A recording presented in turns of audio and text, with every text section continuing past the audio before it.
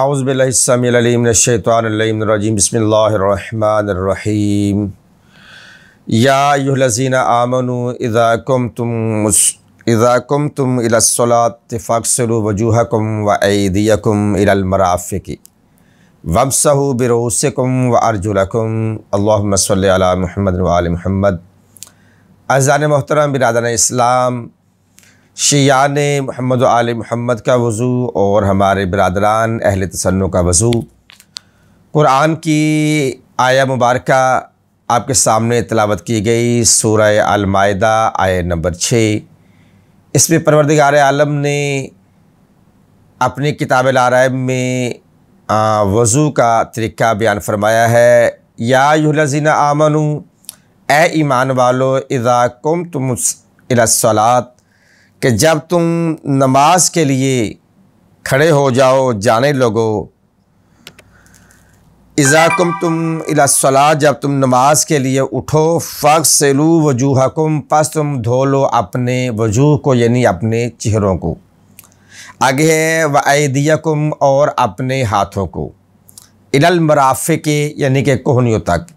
यानी कि ऐ ईमान वालो, जब तुम नमाज के लिए उठो तो तुम क्या करो, तुम अपने वजू को, चेहरों को और अपने हाथों को कोहनियों तक धो लो।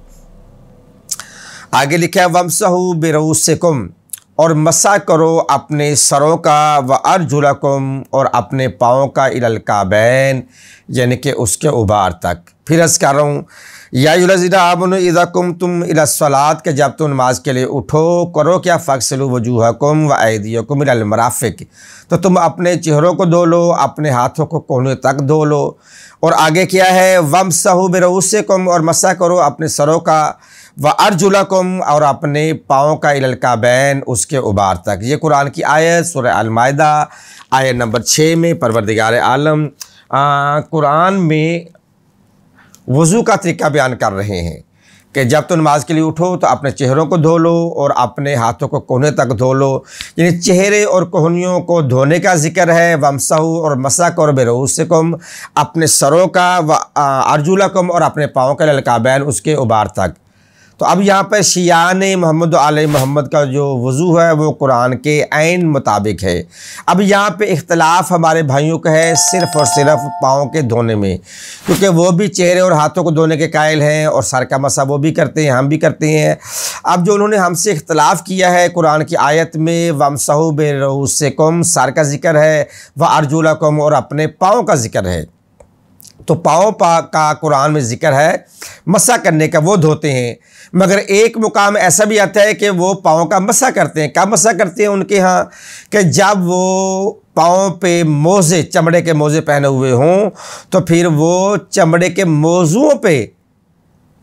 मोज़ों पर वो मसा करने के कायल हैं, पाँव पे करने के कायल नहीं। हालांकि कुरान में इस आयत में पाँव का मसा है, ना कि मोज़ों का लिखा हुआ है। आपने गौर किया जो मैंने गुजारिश की है कि कुरान में वम्सहू बिरुऊसिकुम व अर्जुलकुम का लिखा हुआ है कि यानी कि पाँव का मसा करो। और हमारे भाई अगर चमड़े के मौजू पहने हो तो उस पर मसा करते हैं। हालांकि इस आयत में चमड़े के मौजूओं का जिक्र ही नहीं है, सिर्फ़ और सिर्फ पाँव का जिक्र है कि पाँव को मसा करो इलल काबैन, उसके उबार तक। तो अब यहाँ पर एक शिया वज़ू है और एक सुन्नी वज़ू है। सुन्नी लोग पाँव को धोते हैं मगर मौजों पे वो मसा करते हैं, हम लोग पाँव पे मसा करते हैं। और इसके अलावा जनाब अल्लामा अशरफ अली थानवी साहिब का भी अगर आप कदीमी तर्जमा देखें तो उसमें वो लिखते हैं कि ए ईमान वालो, जब तुम नमाज के लिए उठने लगो तो अपने चेहरों को धो और अपने हाथों को भी कोहनियों समेत, और सरों पर हाथ फेरो और अपने पाँव को भी टुखनों तक। यानी कि सरों पे हाथ फेरो और अपने पाँव को भी टुखनों तक।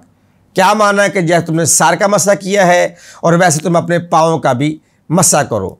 लेकिन जो जदीद तर्जमा किया गया उसमें इन ब्रैकेट इस चीज़ को अलग अलग कर दिया गया है, वो भी आपके सामने मैं पेश करता हूँ। मौलाना अशरफ थानवी का मौजूदा तहरीर शुदा तर्जमा है इस तरह के, ए ईमान वालों, जब तुम नमाज के लिए उठने लगो तो अपने चेहरों को धो और अपने हाथों को भी कोहनियों समेत, और अपने सरों पर हाथ फेरो, और आगे इन ब्रैकेट लिखा हुआ धो अपने पैरों को टुखनों तक, जबकि इन ब्रैकेट कदीमी तर्जमे में नहीं है।